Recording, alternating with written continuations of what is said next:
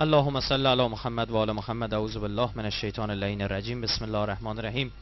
عرض سلام، ادب، احترام و شب بخیر دارم خدمت شما اهالی محترم شهرستان مشهد. از اینکه بار دیگه در خدمتتون هستم، خداوند متعال رو شاکرم و تبریک عرض میکنم به نوبه خودم فرا رسیدن سال روز میلاد مولا الموحدین علی ابن ابی طالب علیه السلام رو. خب بله، عنایت بفرمایید جلو تشریف بیارید تا دوستان دیگه کسایی که میان اما عقب بشینن دیگه، بین جلسه کسی بلند. با توجه به اینکه وقتمون بسته است و بحث خیلی مهمی هم داریم خدمت شما عزیزان، عنایت داشته باشید این قسمتمون امشبمون میشه ماجرای ظهور در بنی اسرائیل و ولایت بنی اسرائیلی از نوع بنی اسرائیلیش. فردا شبمون نتیجه است ولایت علی ابن ابی طالبیش میشه مدلش. ببینید عزیزان، بنده اعتقاد دارم کسی که تورات نخونده باشه و تاریخ بنی اسرائیل ندونه از تفسیر 900 آیه قرآن عاجزه. اصلا در مورد ایناست. 1/7 قرآن ما در مورد یهودی هست. خیلی جالبه. 1/7 آیات قرآن. جالبتر این که بدونید نام مبارک حضرت رسول 5 بار در قرآن آمده. 4 بار به نام احمد، 1 بار به نام اصلی خودشون. نام حضرت موسی 136 بار اومده. این همه تاکید، ما باید به خودمون بیایم دیگه.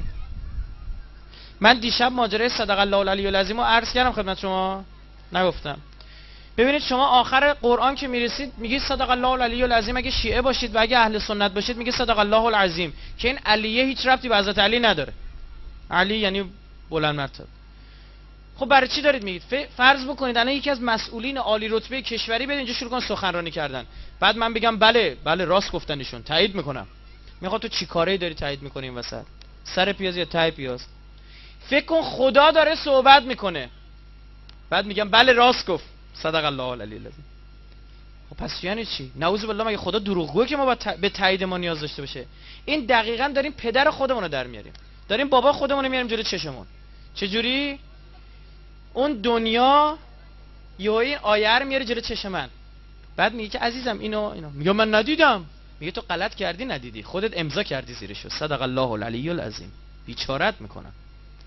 نه نرم افزار نصب کردی، میای پایین مثلا جوانترا میگه آی اگری، من موافقم، بعد میزنی چی؟ نکس. اینجا هم همونه عزیز دل من. اون دنیا نکسش اونوره، حاویه. فلذا باید آگاه باشیم، روی قرآن تدبر کنیم. یتفکرون، یتدبرون، یعقلون، یعلمون. بابا یتقلقلون نه، قل مسابقه ده. ما این مارمزونی که گذشت، یکی از این بندگان خدای جای افطاری دعوت بودیم، نشستن کنار هم داشتن بحث میکردن. میگفت من قرآن شب 15 مارمزون بود، میگفت قرآن 2.5 دور خوندم تو 15 روز. گفتم بابا دمت گرم، چجوری میخونی اینا؟ میگفت رفتم یه CD گرفتم از این چیزا، ترتیل کل قرآن 30 جزشو میذارم رو دور تون 8x، میگه بسم الله الرحمن الرحیم الحمدلله رب العالمین الرحمن الرحیم مالک یوم الدین. میگه من تون با چشام میرم جلو. میگم خب چه دردت میخوره؟ چی از این میفهمی؟ یه آیهشو بخون عمل کن بفهمی، بسته. فلذا در مورد بنی اسرائیل اینجوری میگه. عزیزان بذار رک به شما بگم، اولین قومی که در تاریخ بشریت حکومت ولی معصوم تشکیل داده بنی اسرائیل بوده. یهودیا آیکیشون از همه بیشتر بوده. اولین قومی که فهمید میتونه پیغمبر حاکمشون هم باشه کیا بودن؟ یهودیا بودن. ماجراش هم جالبه. بعد از اینکه اینجاش قشنگه، ماجراش خنده‌دار هم هست. خوب دقت بفرمایید، مثلا کار اینا کلا خنده‌داره. اینا زمانی که بعد از حضرت یوسف رحلت میکنه، اون فرعون خوبم دیگه ازش خبری نیست. فرعون بعدی پدر اینا رو در میاره، میگه بابا اینا رو باید بسوزونید. میگن چرا؟ میگه هیچ یهودی حق یاد گرفتن هیچ شغل مدیریتی رو ندارد. برای چی؟ برای اینکه یکی از اینا مدیریت یاد گرفت، برای 7 پشت ما بس بود. یوسف اومد شد پدر، وزیر شد دیگه، عمر زد کنار. 2 مرداشونو بکشید، اونقدر زنده نگه دارید که عملگی بنایی ما رو بکنن. 3 زناشون بر شما حلالن. یعنی یه مرد مصری هر زنی از بنی اسرائیل دلش می‌خواست میتونست انتخاب کنه. به زناشون تجاوز میشد، مرداشون هم تا جایی که میتونستن میکشتن. دلیل برات بیارم. اونجا که میگه یه پسری از بنی اسرائیل میخواد به حکومت برسه، کاسه کوزه فرعون رو چپه کنه، این آنخماو داره دستش، اینا این کاهنا بهش گفتن به فرعون چی دستور داد؟ گفت همه پسرا رو چیکار کنید؟ نوزادان پسر رو بکشید. بعد اومدن گفتن که حمالیمونو کنه، گفتن خب 1 سال لرمین رو بکشید. یعنی لازم داشت، حمال میخواست، عملی میخواست. نژاد برتر نژاد قبطی ها بودن. قبطی، ایجپت به انگلیسی میشه نام کشور مصر. خدمت شما عرض بکنم 400 سال از بعد یوسف تا آمدن حضرت موسی فاصله است. تو این 400 سال اینا پیغمبر نداشتن. کیا برشون حاکم بودن؟ فقها بر اینا حاکم بودن. ولی فقیه برشون حاکم بوده. ولی معصوم نه، پیغمبر نبود، فقیه بود، از دین سر در می آورد. اما تقریبا جلسه میذاشتن یواشکی، اگه فرعونیا میفهمیدن پدرشون رو در می آوردن. خدمت شما عرض بکنم که فقها اینا اومدن گفتن آقا خدا به ما گفته برید سراغ دین و به ما وعده داده شده. خوب گوش کن ببینم کسایی هستن اینجا امام زمانشون رو یاد بگیرن چجوری میتونن دعوت کنن بیارن. کد آوردن امام زمان تو این جلسه است. علل خصوص جلسه فردا که جنبندیش بیشتر در مورد امام زمان می‌خوایم و ولایت امیرالمومنین صحبت بکنیم. گفتن بابا ما اگه از خدا بخوایم بریم سراغ دین خدا، خدا به ما میده.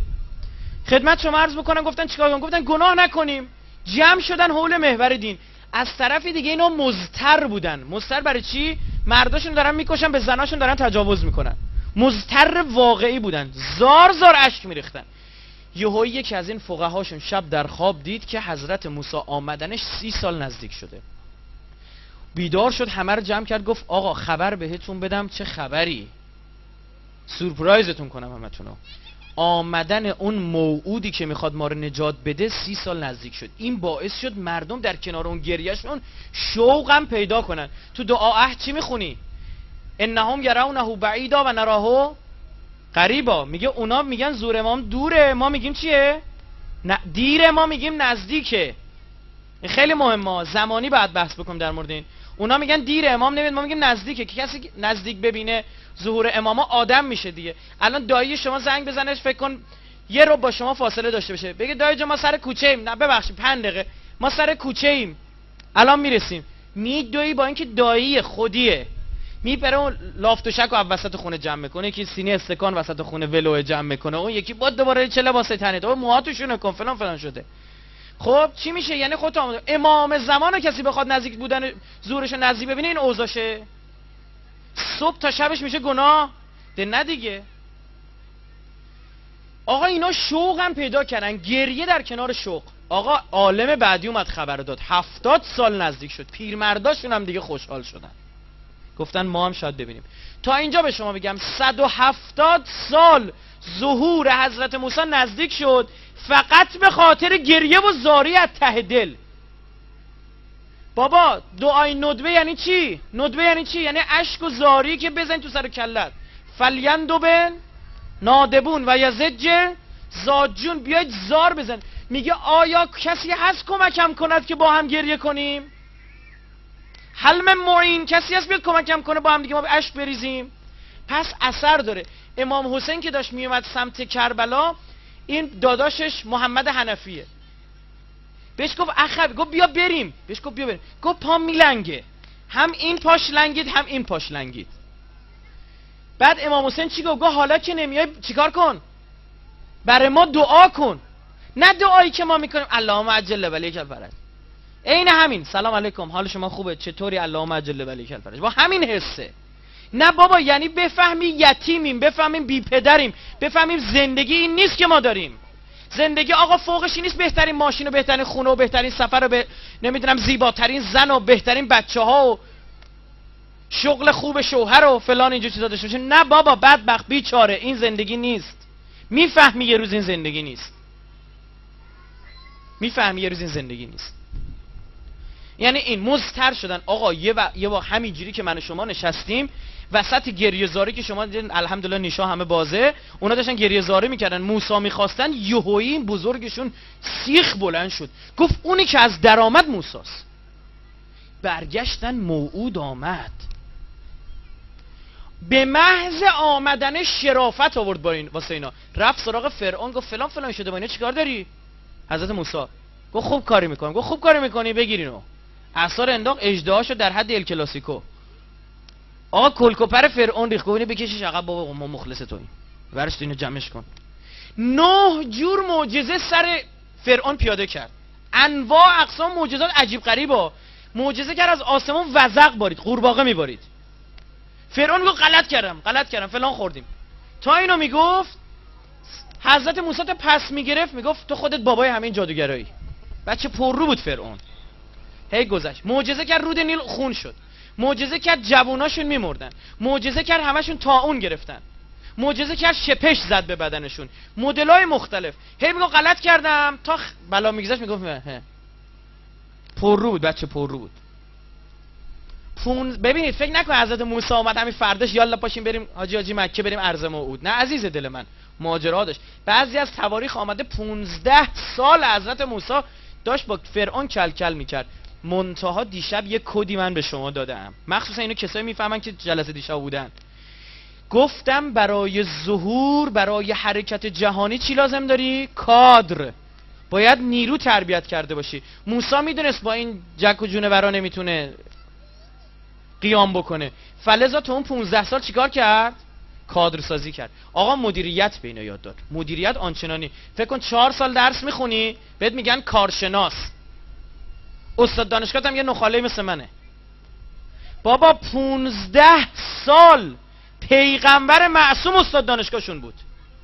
چیزایی به اینا یاد داد که به احد و ناسی به عمرش نشنیده بود و ندیده بود. چهره شناسی، برای همین پیغمبر شناختن. شبکه سازی، اینا رو برداشت 12 تا سبت. یادتونه بچهای حضرت یعقوب تو فیلم سریال حضرت یوسف بود، 12 تا پسر داشت دیگه، هر کدوم اینا شدن یه قبیله، بعدن زیاد شدن. 12 تا رؤسای اینا رو چید، هر سبت رو به چند تا هزاره تقسیم کرد، هر هزاره رو به چند تا صده رو به 50 رو به 10. ریز صبح حضرت موسی حرف میزد، شب کوچکترین فرد بنی اسرائیل در حد 3-4 سال میفهم جریان بود. به اینا آموزش داده بود. یه شیپور میزد حضرت موسی مثلا، این یعنی این آقا غذا رو از اینجا ورده ببرید فلان. این بنی اسرائیل خوشکانشون شد. اومدن گفتن یا موسی، گفت بله. گفت چقدر خوبه تو اومدی، این نخاله فرعون اگه نباشه خیلی حال میده. گفت عزیز من اینی که شما داری میگی برعکس تعریف شده تو سیستم الهی، بهش میگن حکومت ولی معصوم. یعنی منی که الان واسه شما رهبر دینی ام، رهبر سیاسی هم بگید باشم. گفتن جدی؟ خب ردیفش کن دیگه. گفت شرمنده، این حکومت آدمای آماده میخواد. یا اینجوری براق وایستادن نگاه کردن، چشاشون چشای حضرت موسی مثل جغد. برگشت گفتش که یا موسی، ما ناموسمون به باد میرفت، الان تو اومدی ما رو نجات دادی، از کشته شدن بدتر نیستش که ما هستیم. گفت نگاه کن، اگه بیاد میدونی چی میشه؟ میریم یه جای حکومتی تشکیل میدیم، زیر درختا شیر و عسل جاریه، همتون میتونید طی‌ال ارض بکنید، گور بابا کمری و نمیدونم چیچی و پرادو و هواپیما کنکورد و اف 16 و اینا. چقدر سرعت داره اینا؟ الان آمریکایی مدینه، ببین اینا کلکوپرشون ریخ. گفتن عجب چیز جالبیه، ما بریم اون شیر و عسلش مخصوصا احتمالاً چششونو گرفته بود. گفت مطمئنید؟ گفتم بله.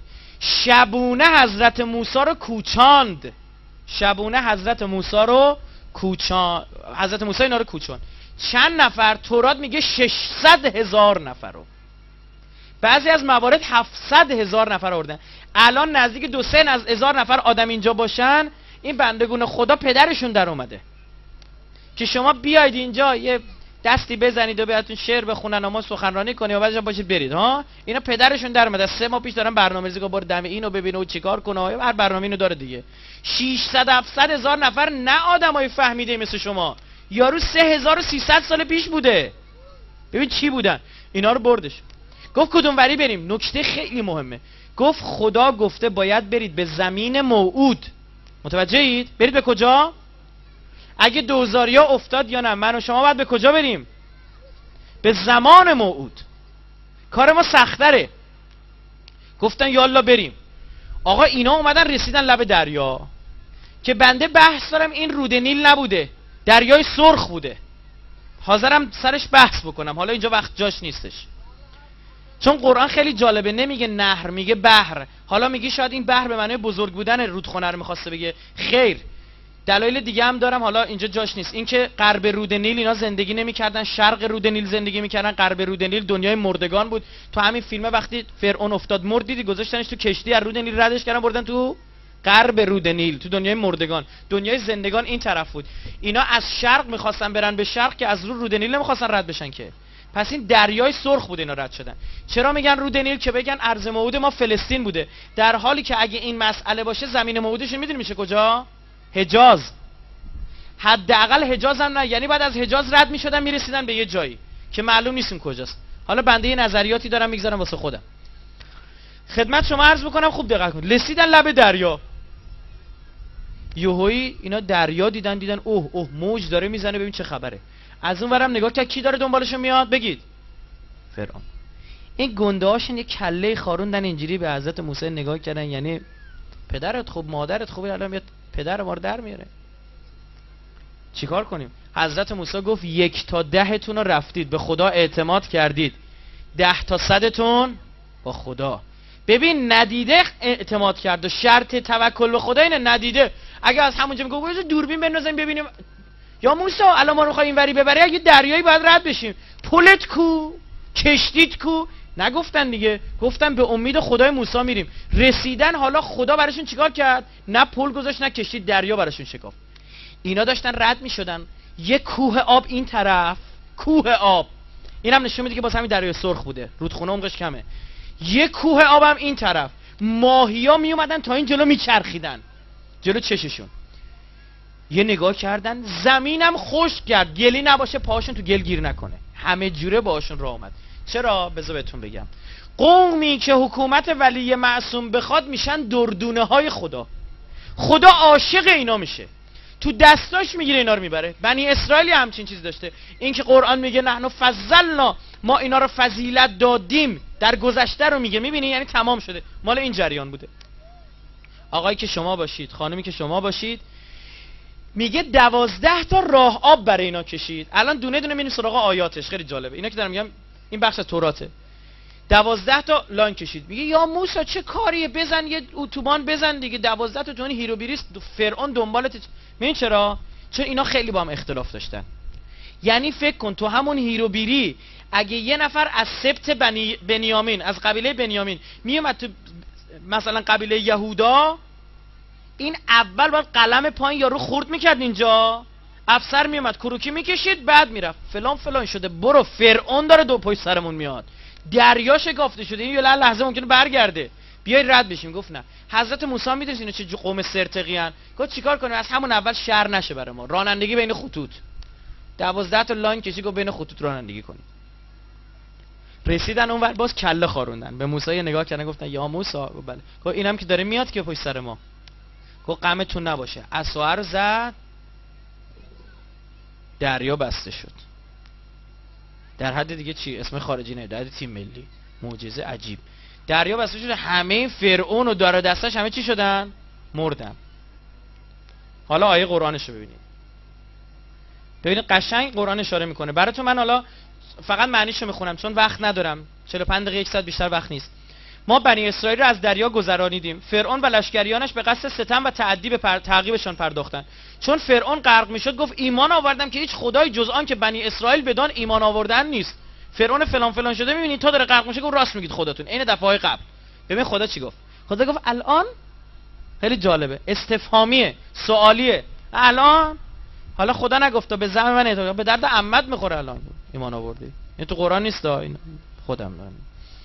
الان و آیا اکنون و تو پیش از این عصیان میکردی و از مفسدان بودی، امروز جسد تو را به بلندی میافتیم تا برای آنان که پس از تو میمانند عبرتی باشی و حالان که بسیاری از مردم از آیات ما غافلند. این تیکه آخرشو با ما داره میگه شما غافلید، من تو همینجا براتون کد گذاشتم. کدو بهت بدم. فرعون به خدای موسی ایمان داشت، میدونست حقه، از سر سرتقی ایمان نمی آورد، از سر پدرسوختگی. میدونی چی یعنی؟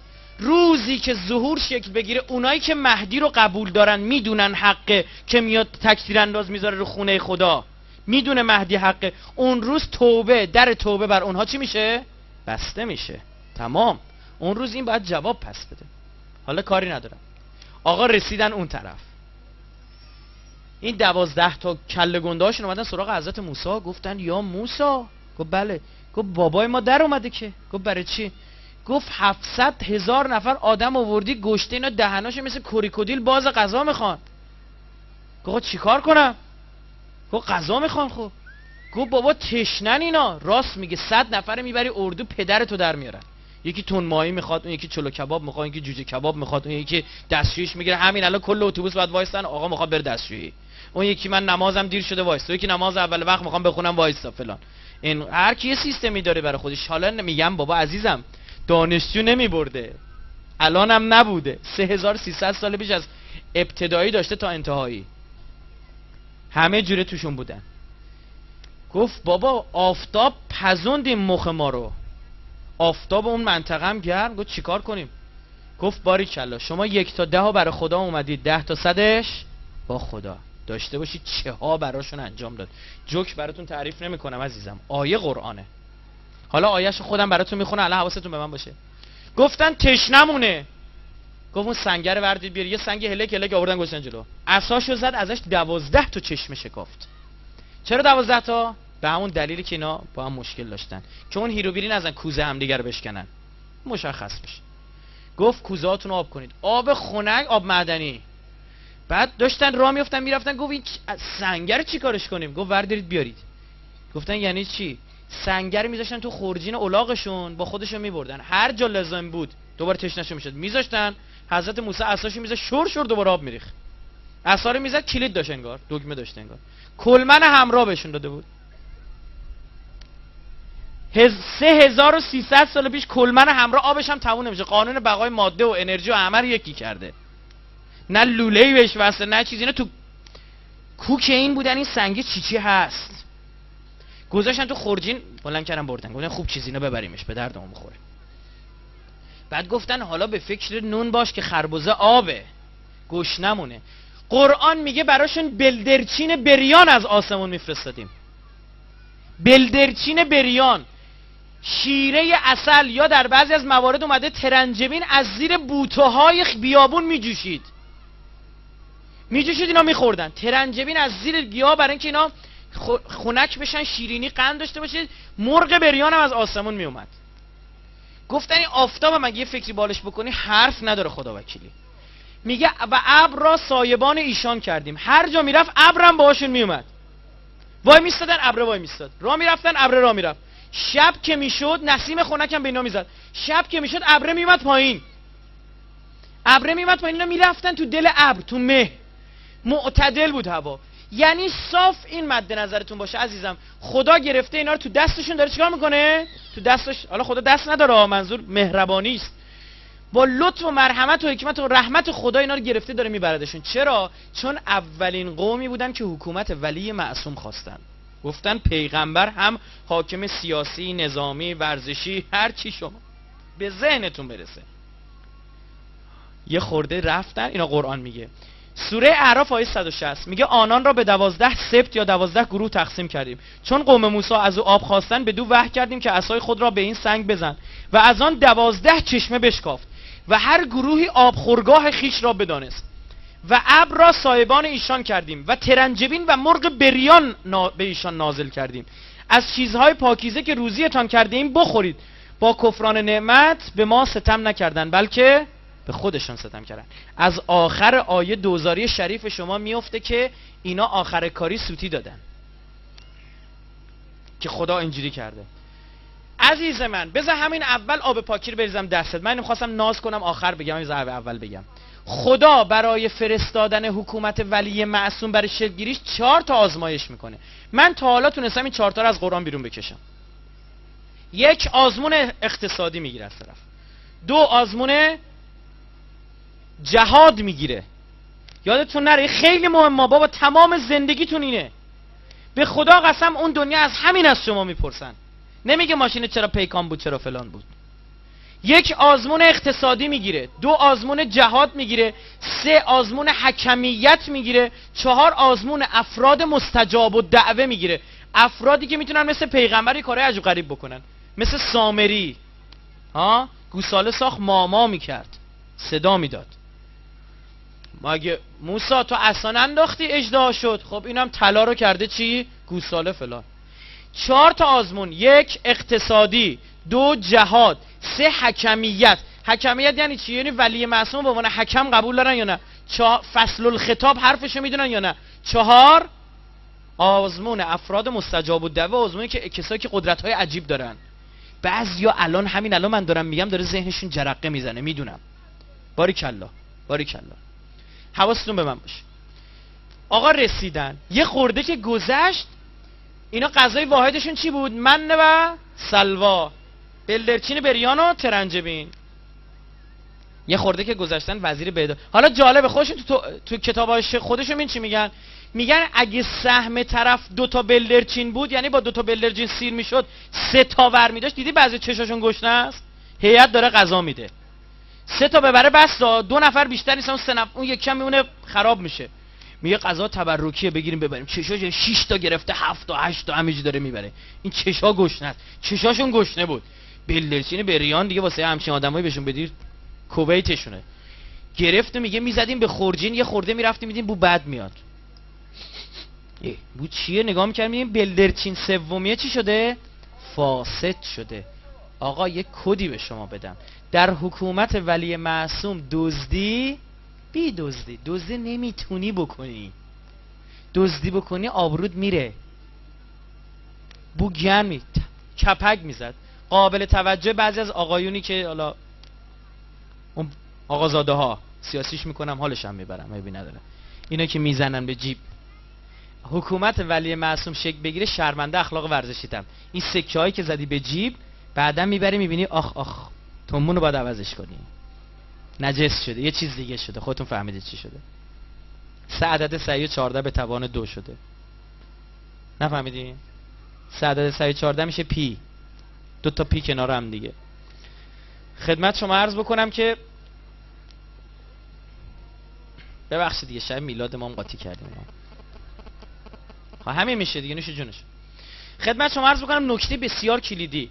خدا برای اینکه تو انقلت نیاری برای حکومت آقا امام زمان، در اشل‌های کوچکتر، در قالب‌های کوچکتر حکومت امام زمان رو به پیامبرای دیگه داده. به هیچ چیز امام زمان نمیتونی گیر بدی اگر قرآن رو قبول داشته باشی. کسی که قرآن رو قبول داره به هیچ وجه نمیتونه امام زمان زیر سوال ببره. میخوای شبهه برطرف کنم؟ 1 آقا امام زمان اصلا چجوری تو الان 1170 خورده ای سال عمر کرده؟ میگم عزیز دل من همون جوری که عیسی 2011 سال تا الان عمر کرده. قرآن میگه حضرت عیسی چیه؟ زنده است. قرآن قبول داری؟ چجوری به عیسی سر عیسی میشه به ما که رسید وارسید؟ نمیتونی. میخوام دنبال بهانه میگرده. خب چجوری تا الان زنده مونده؟ به همون دلیلی که عیسی زنده مونده. آقا چجوری یه نفر 5 سالگی امام میشه؟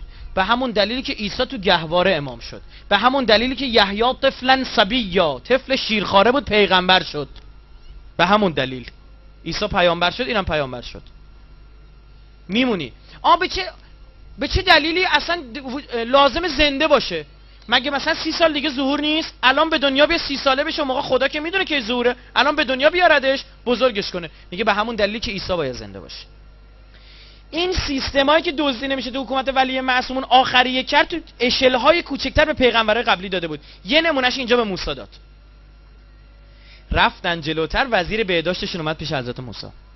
مثلا گفت یا موسی سلام علیکم. گفت علیکم السلام. گفت این زمین موعود که ما میرسیم. آقا یه سوال کلیدی بنده میپرسم، خدا وکیلی ببین ما به قرآن خیلی جفا کردیم، یتقلقلون کردیم نفهمیدیم. اینا مگه فرعون نابود نشد؟ بگید بله. چرا برنگشتن مصر؟ ها؟ خب برمیگشتن مصر دیگه.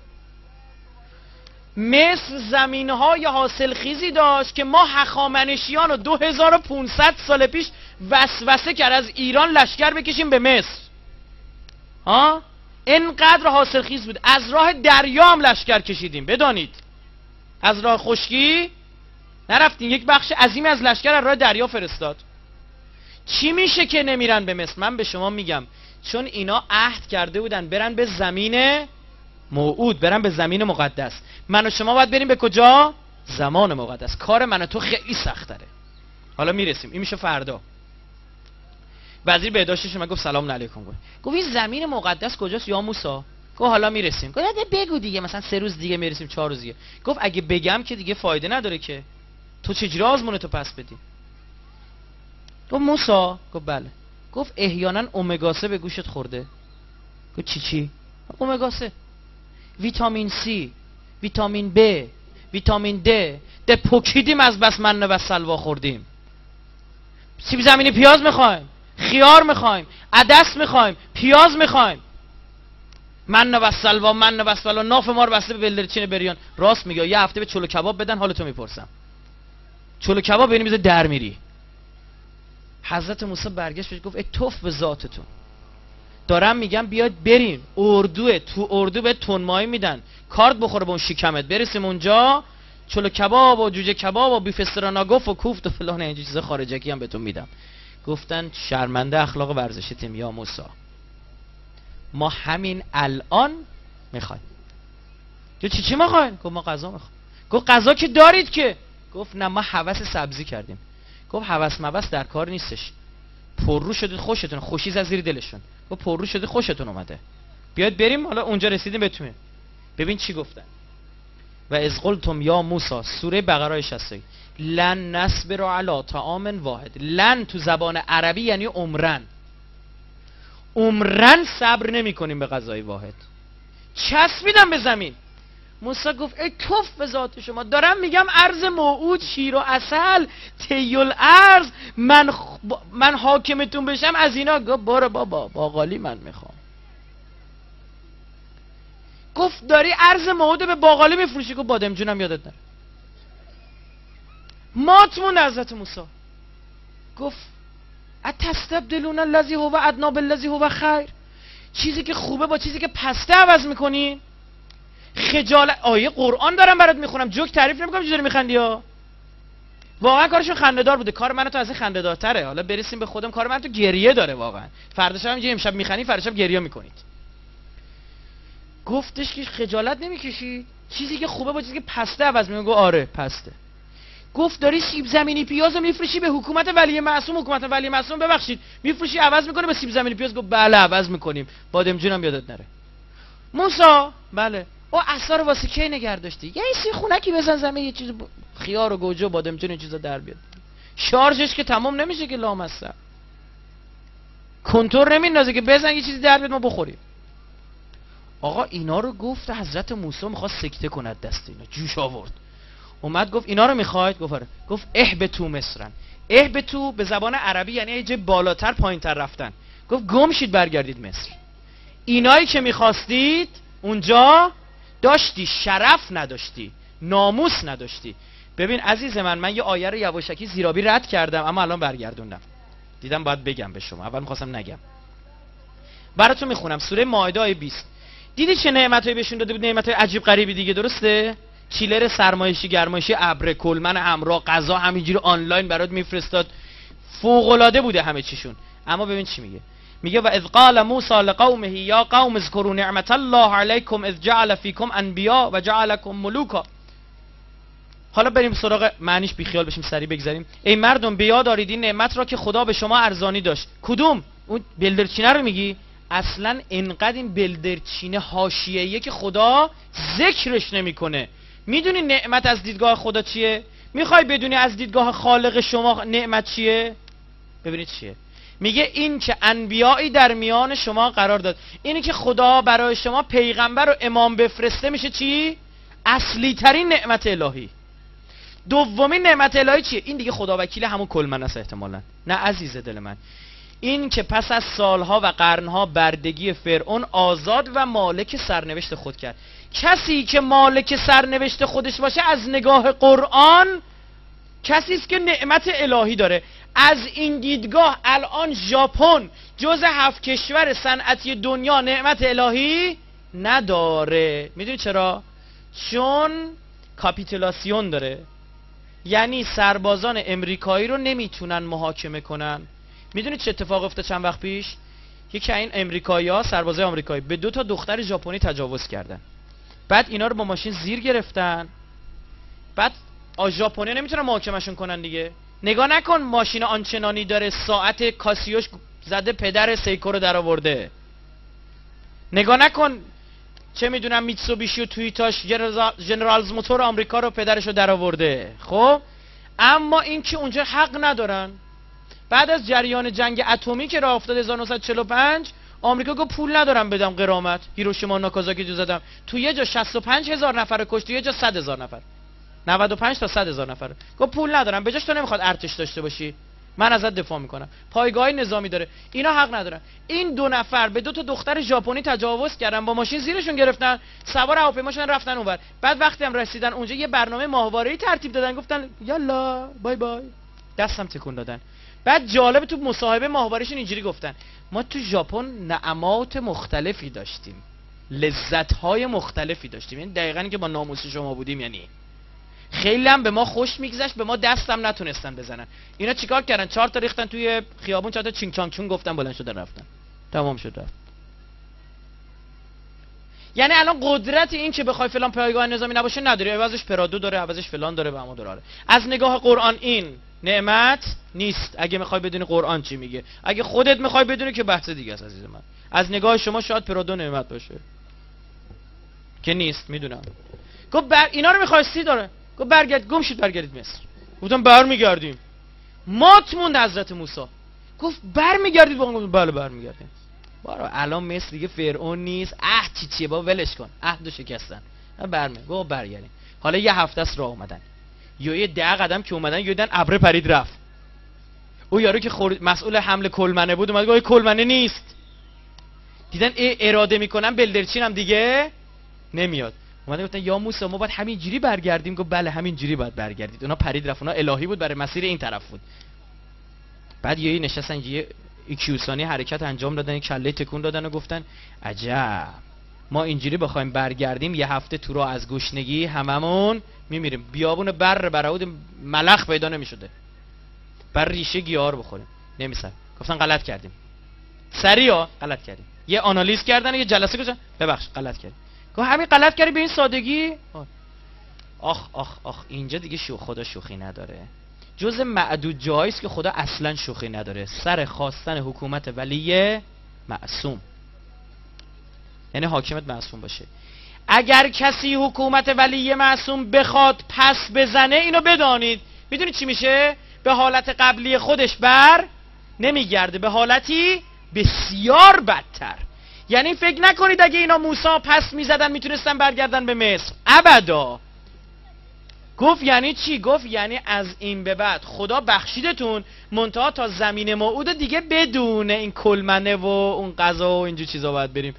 گفت این بره بیابون. گفت بله آقا به ملخ خوردن اینا افتادن، به مارمولک خوردن افتادن. سنگ میبستن به شکمشون که معدهشون کوچیک بشه. پدرشون در اومده بود.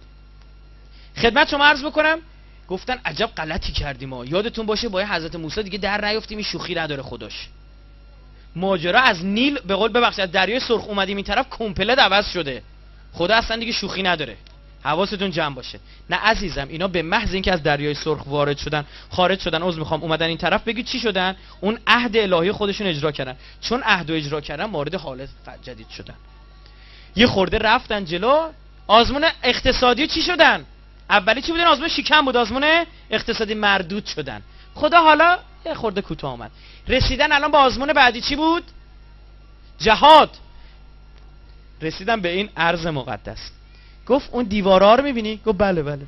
گفت پشت همونا زمین مقدس. گفت جان ما.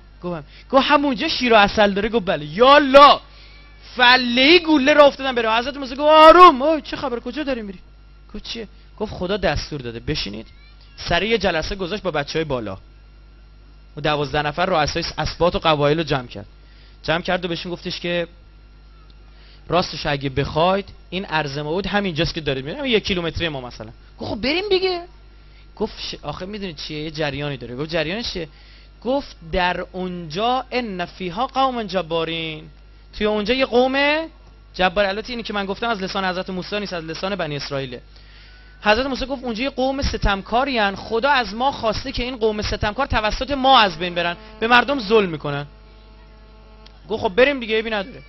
گفت البته اینجا من استراتژی نظامی داشت حضرت موسی. فکر نکنید ببین عزیز من حکومت الهی اینجوری نیست فله‌ای بزنی بریم همینجوری به خط به. نه، تو باید تا جایی که میتونی کاری که دستت برمیاد و بعد چیکار کنی؟ انجام بدی. به بنبست بخوری بقیه‌شو کی میاد؟ خدا میاد.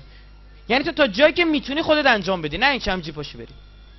10 تا اطلاعاتی جدا کردن. اطلاعاتی تیرشون از چند نفر؟ از 600,000 نفر. 10 نفر نخبه بیرون کشیدن. آقا اینا رو فرستاد، گفت برید آمار بگیرید. دقت کردید یا نه؟ حضرت موسی فرمانده کل قوا هم هست. حکومت ولی معصوم فرمانده نظامی کیه؟ خود پیغمبر. رهبر دینی، سیاسی، ورزشی، فرهنگی، همه چی خودش. نظامی. گفت برید اینا رو ببینید. گفت چیا رو باید بریم ببینیم؟ گفت 1 خوب دقت کنید، برج و باروی اینا رو ببینید. 2 قد و قواره‌شون رو ببینید. 3 جمعیتشون رو بگید. 4 اسلحه‌شون چیه؟ منجنیق، تیرکمون دارن، مسلسل دارن، دوشکا دارن، یه چیزی دارن دیگه بالاخره. حالا اون موقع اینا نبوده. گفت برید ببینید. گفت باش. رفتن. فقط یادتون نره هر چی دیدید میاد به کی میگید؟ فقط به خودم میگید. گفتن باشه. گفت به مردم نگید فلان فلان شده ها. باز داشتن. گفت نگاه کن دارم بهتون میگم به مردم نگید. گفتن نه خیال تخ بابا، بچه که نیستیم، خودمون از بچه بالاییم مثلا ها. گفت خب باش. رفتن. آقا اینا میدونی کیا بودن؟ عمالقه. قد داشتن 1-2 متر. اون سرزمینی که می‌خواستن بگیرن. اینا قدا رو دیدن کپ کردن. برگشتن رفتن پیش حضرت موسی. نه شرمنده عمره. رفتن تو کوچه بازار قاطی مردم. رفت نشست گفت سلام علیکم. گفت علیکم السلام. گفت منو میشناسی؟ گفت آره با دور و بر حضرت موسی زیاد دیدمت پیش مردم عادی. گفت آره من از بچهای بالا. گفت خب که چی؟ گفت بدبخت شدیم رفته، فقط جایی نگی که پدر ما رو در میارن. گفت چی؟ گفت اگه لو بره من بدبختم. خب بابا بنال ببینیم چیه. این از اردو آوردنش، اون قضا دادنش بود، اینم از اردوگاهه. دیدی چه بلای سرمون آورد سر قضا دادن؟ سری قهر کرد سر یه سیب زمینی پیازا. سر یه سیب زمینی پیاز. آقا این سیب زمینی پیاز جدی در قرآن آمده. فکر نکن من دارم میگم. ببین پروردگار خیش را بخوان تا از آنچه زمین همی رویاند، از سبزی، خیار، سیر، عدس، پیاز برای ما بیرون آورد. فکر نکن من دارم خودم میگم. گفتش که آره بدبخت شدن. گفت چیه؟ گفت قد دارن 1.220 فلان فلان شده. خودش 20 سانت انداخت رو قده. فهمید چی شد؟ او چقدر بود قدشون؟ 2 متر درشه. بابای همین عربان ها، عمالقه جد عربان، همه عربا قدشون بلنده به خاطر همینه. گفت قد دارن 1.220. گفت چی؟ 2.40. میگه 2.60. آقا یه شلم شوربایی اینا درست کردن. یه لحظه حضرت موسی به خودش اومد، دید آقا اینا دارن مثل مولکولای گاز میخورن به هم دیگه. ترسیدن. 600,000 نفر ولوله سر و صدا. موسی گفت چه مرگتونه؟ گفت مگه نعوذ بالله آزار داری میخوای ما رو ببری به کشتن بدی؟ گفت برای چی؟ اینا قد دارن اندازه چنار. گفت چی؟ قده همینجوری زیاد شده و رسیده به چی؟ به چنار. آقا میگی نه اینا خالی بندی بین. عزیزم فضاش آماده بود. اینا تو برهه‌ای بودن که معجزات مختلف زیاد دیدن. این عصا دیده اژدها شده، بهش بگی آدم اندازه چنار باور میکنه؟ مستحضرید؟ آقا میدونی این شایعه تا کجا رفت؟ تا اونجا که تو کتابای خودشون نوشتن. از کتابای خودشون میگم، ببین سند از کتابای خودشونه. میگه حضرت موسی قدش 3 متر بوده. همینش خالی بندی. اگه قدش 3 متر بوده که نه نباید میترسیدن دیگه. یکی بودن مثل موسی، از موسی کوتاه‌تر دیگه اگه اینجوریش. ها قد حضرت موسی چقدر؟ 3 متر. عصاش هم 3 متر بوده. شد چقدر؟ 3 متر هم پریده. شد چقدر؟ رسیده به قوزک پای یارو. ای توف به ذاتتون. آقا وی او ای خودشون علیه خودشون درست کردن. شروع کردن همینجوری اخبار منفی فرستادن. آقا حضرت موسی قافیه رو واداده. گفت آقا نکنی دروغ فلان. گفت دروغه؟ اون 10 نفری گفتن، همون گور به گوری گفت. اون که صبح تا شب با تو میچرخه، اون که خودش از بچهای بالاست. فهمید چی شد؟ خواص سقوط کردن. این خواص میکنن. این عزیز دل من، چون خواص سقوط کردن عوام فله‌ای سقوط میکنن. برمیگرده میگه چی میگی؟ این از خودتون بود این حرفو داره میزنه. ها غیر اینه؟ میگه از خودتون بود این حرفو داره میزنه. دروغ داره میگه. اون برای چی باید بیاد؟ آخه ببین موسی، بیا منطقی بحث کنیم. چه دلیلی داره قد یارو 2 متر باشه بیاره بکندش اندازه چنار؟ مات مونده حضرت موسی. از اینجا چی میفهمی؟ یه درس استراتژیک در مدیریت استفاده میشه برای بچه دانشجو، برای عزیزانی که مدیریتی دارن توی اداره ای. خوب عنایت داشته باشید بعضی از مسائل از مردم عادی نباید بدونن. مدیر برطرف میکنه. پدر خونه صابخونه اومده میگه باید تا یه هفته دیگه تخلیه کنی. باید بیاد به زن بچهش بگه؟ نه. میریزه تو خودش، مسئله رو حل میکنه، حلش میکنه، پول جور میکنه. میگه یا پول اینقدر اجاره رو زیاد میکنه جور. خانواده رو تو استرس نمیندازه. اگه فرض کنید مثلا آمریکا گفته که آقا تا 2 روز دیگه پس فردای تولد حضرت علی جون شما فرصت دارید این انرژی اتمیتون رو جمع کنید وگرنه با بمب اتم میزنم. ما خودمون بیایم تو صدا سیما بگیم آمریکا گفته تا 2 روز دیگه فلان میکنه. خود مردم میریزن حکومت رو عوض میکنه. ببین زمان بنزینا چی بود؟ اگه میگفتن آمریکا تحریم، فرانسه ما رو تحریم کرد، نیومدن به مردم بگن که شروع کردن اول سهمیه بندی کردن، بعد تولید اضافه کردن، کلا ماجرا حل شد. اگه از اول میگفتن آی مردم بدبخت شدیم، فرانسه میخواد بنزین رو تحریم کنه، بعد 60 تا میذاشتن روش خودشون، ها بیچاره مردم ملت میریختن پمپ بنزینا رو همه رو آتیش میدادن. پس از این درس باید بگیریم. حضرت موسی گفت خجالت بکشید، گور به گورا پاشید برید حمله کنید. این حرفات چیه؟ من پیغمبر رو قبول ندارید؟ من دارم میگم فلان. آقا یادت نره عزیز دل من، توی این مواردی که اینجوری قاطی میکنی به اصلیه نگاه کن. به پیغمبر داره چی میگه.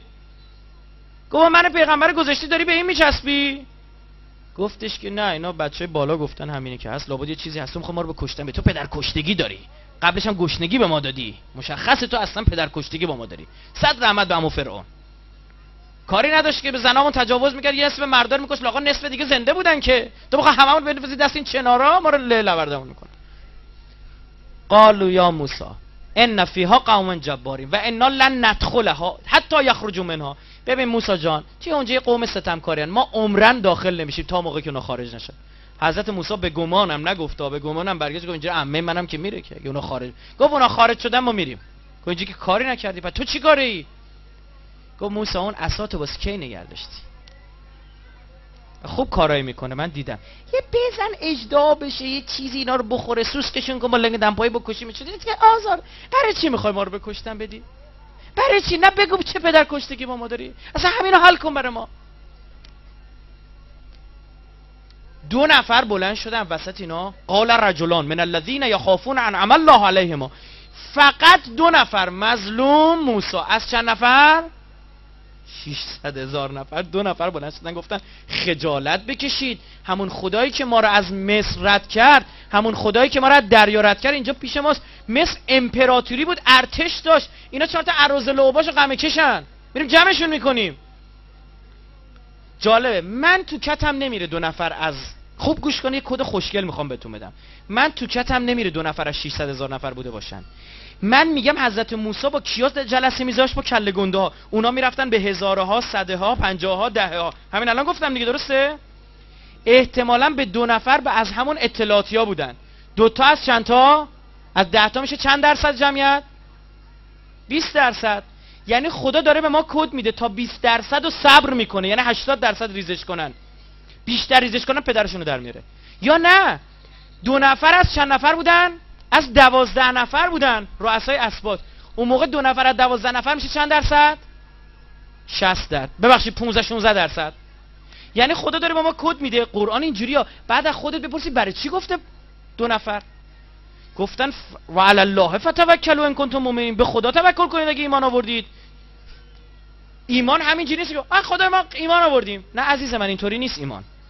باید به خدا ایمان بیاری، اثبات کنی. ان الذين آمنوا همیشه بعدش میگه چی؟ و عملوا الصالحات، یعنی عمل بکنید. ما آیه در قرآن داریم خیلی جالبه. چی میگه؟ میگه یا ایها الذين آمنوا. آمنو، ای کسی که ایمان آوردید ایمان بیارید، یعنی این ایمانتون الکیه، تو لفظه. آقا اینا گفتن راست میگی، ببخشید ما اشتباه کردیم، به حرف پیامبر خدا گوش فرامی نهیم و اینجور چیزا. ببین چی گفتن. قالوا یا موسی انا لن ندخلها ابدا. قبلا ابداش هم نمی آوردن، فقط میگفتن عمرن داخل نمیشیم. حالا یه ابدا هم آوردن، یه چیزی تو مایه های دیگه، مثلا عمرنات پتاسیم ما دیگه تو نریم، ترکیب شیمیایی است اینا. گفتن ما عمرن تو نمیریم. ببین چی گفتن، مادام و فیا، تا موقعی که اونا تو ان ما پامونو نمیذاریم. فذهب انت و ربک، خودت خودت برید با هم دیگه. فلان فلان شده، تا دیروز میگفته ربی، خدام، ربنا، خدامون، حالا شد ربک، خودت خدات. بعد ببینید چی گفت، فقط الا خودتونم باشون بجنگید، خودتو خدا برید دوتایی باشون بجنگید. ما اینجا چیم؟ قاعدون. یعنی چی؟ نشستیم. نه عزیزم، جالسون میشه نشستیم. قاعدون خیلی بده، ببخشید در از محضرش، ببخشید عذر میخوام. یعنی ما مقعدمون رو گذاشتیم زمین، تو برو بجنگ. تمرگیدیم رو زمین، چسبوندیم خودمون رو به زمین، برو بجنگ. همینجوری صحبت کردم.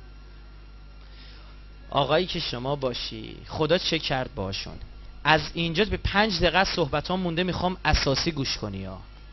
چه بلایی سر اینا آورد و من نمیگم.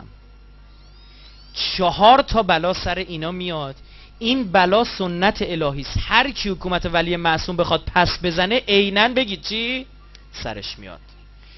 تا 400 سال بعد این عذاب بر اینها حاکم بود. 400-500 سال که نهایتا اینا رو میگذرم بعداً میخوام بگم.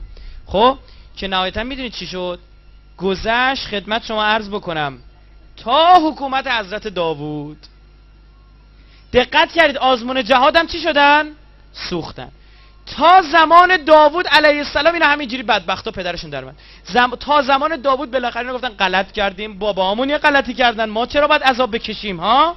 باباهامون به حرف موسی گوش ندادن، خدای نفهمیدیم، غلط کردیم، اشتباه کردیم، خدا بخشیدشون. رفتن سراغ حضرت داوود. اول ازشون آزمون اقتصادی گرفت، پیروز شدن. آزمون جهاد گرفت. قوم داوود جهادگر بودن و می‌جنگیدن، خون میدادن. بزرگترین امپراتوری یهود رو کی تشکیل داده؟ پادشاه یهود حضرت داوود. میگن کینگ دیوید. دیوید همون داووده. کینگ یعنی پادشاه، پادشاه داوود. حکومت پادشاهی درست کرد. بر خاورمیانه حاکم شد. سومین آزمون چی بود؟ آزمون حکمیت. اینا آزمون اقتصادی جهاد رو زدن. حضرت داوود یک کتابی داره به اسم زبور. توی اونجا 150 بخشه، 55 بخشش حضرت داوود داره گریه میکنه برای یه نفر. میگه خدایا او را برسان. ای خدا او برسه، همون کسی که شمشیر دودمه در دست دارد. به ذوالفقار علی ابن ابی طالب اشاره میکنه. کی با ذوالفقار علی میخواد بیاد؟ امام زمان. اومدن گفتن داوود تو اینا که دارن میگن تو کتاباشون همین الان هست. اومدن گفتن داوود تو خجالت نمیکشی برای یه نفر آخر زمانی گریه میکنی؟ گفت گریه نه احمقا، خجالت نداره. اگه شما بدونید او کیه، اگه بیاد چی میشه، نمیفهمید که اینطوریه. خدمت شما عرض بکنم که گفتن که بعد چیکار کنیم فلان اینجور چیزا. گفتش که گفتن یعنی تو خودت نمیتونی حکومت تشکیل بدی؟ گفت من میتونم اما شماها نمیکشید. گفت یعنی قد موسی هم نیستی حکومت ولی معصوم تشکیل داد؟ گفت میتونم اما شماها نمیکشید. گفتن خون دادن بیشتر؟ ما خون دادیم. عین حرف قوم موسی رو زدن. گفت حالا که اینطوریه باشه. ببین به موسی چیو داد؟ یه تیکه دیگه از حکومت مهدوی رو داده به حضرت داوود. می‌بینید چیو داد؟ سیستم قضاوت حضرت مهدی رو داد بهش. می‌بینید چه شکلیه؟ سیستم قضاوت باطنیه. حضرت داوود گفت باشه. اعلامیه رفتن سر چهارراه وایستادن، دوم دوم تب زدن، آی مردم به گوش به هوش. چی؟ سیستم قضاوت تغییر کرده. تمام پرونده ها رو تنهایی خود حضرت داوود رسیدگی میکنه. قاضی مازی ها همه جمع، وکیلا جمع، دادستانا جمع، همه رو جمع کرد. تو یه نفری چجوری میخواد این کارو بکنه؟ گفتن شاهدم نمیخواد. گفت سیستم باطنی شده. 4 قسمت کرد وقتشو. یه قسمتش میذاش واسه قضاوت، یه قسمتش به زن و زندگیش میرسید، یه قسمت به حکومت فلان، یه قسمتش گذاشت واسه قضاوت. ببخشید تون صحبت میکنم، میخوام این بحثو ببندم، خیلی هم جالبه. یارو اومد گفت سلام یا داوود. گفت بله. گفت فلانی گوسفندمو دزدیده، شاهدم ندارم. گفت نه عزیزم شاهد نمیخواد، هیچی نمیخواد. یه اینجوری نگاش کرد.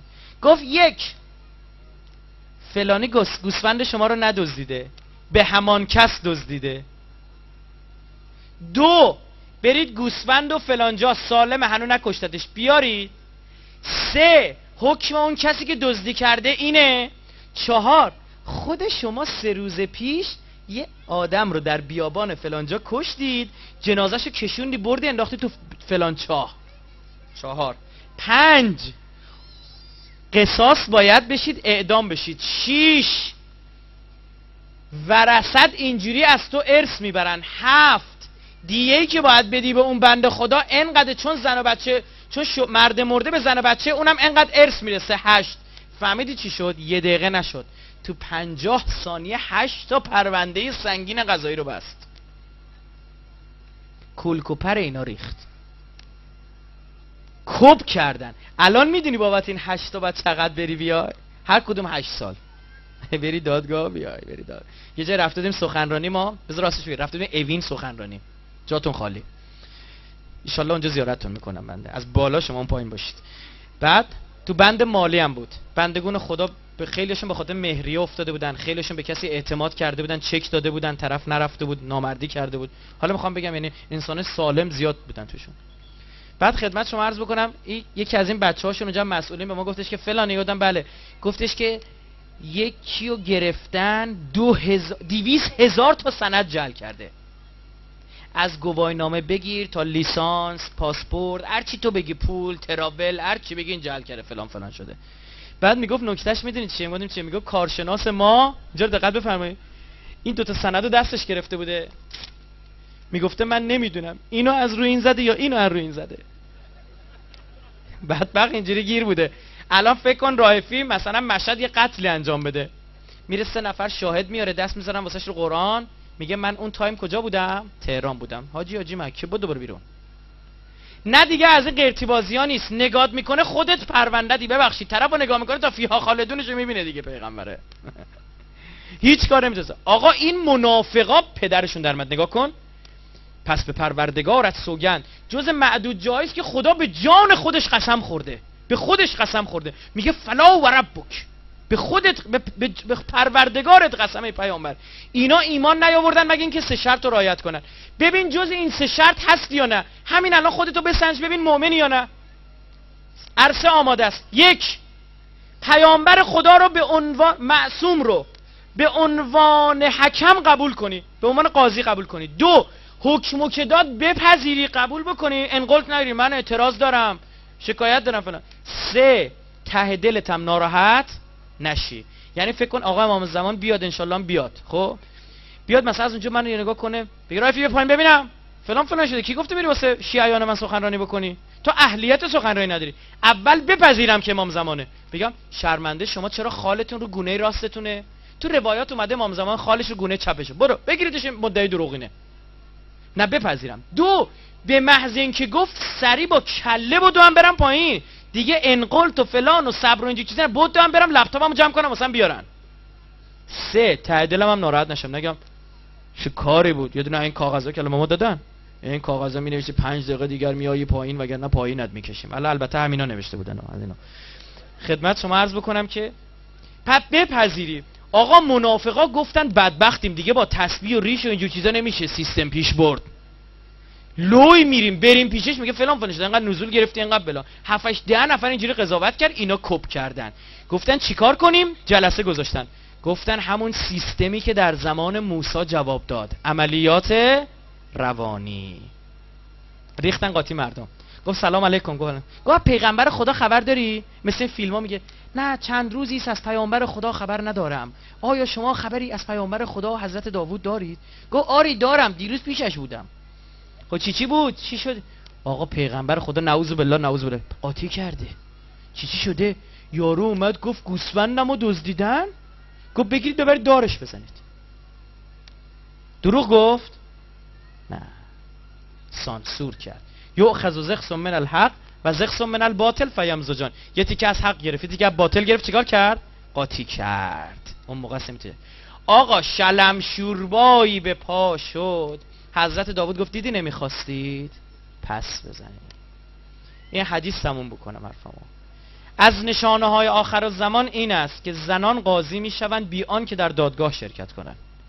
المرأة تجلس فی بیتها و تقضی به کتاب الله و سنت النبی. میشینه تو خونه لم میده به سنت، بر اساس سنت پیامبر کتاب خدا حکم میکنه.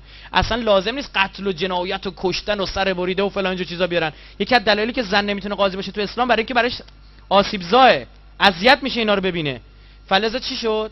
اونجا میشینه از همونجا، ببین چقدر جالب، تو خونه میگن آقای پرونده آوردن، اینجوری میکنه، کن حکمش 10 سال زندان تمام شد، چون سیستم باطنی میشه.